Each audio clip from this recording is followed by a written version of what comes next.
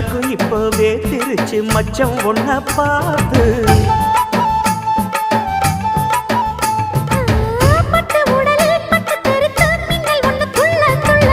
வெக்கம் துடிக்க விளக்கணைக்க ஜன்னல் கண்ணை மூடிக்கொள்ள 10 நாள் கழிச்சு தாண்டி கதவை திறக்கணும்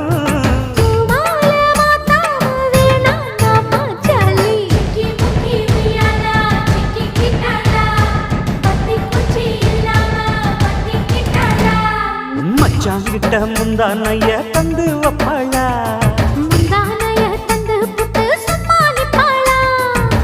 பல நாள்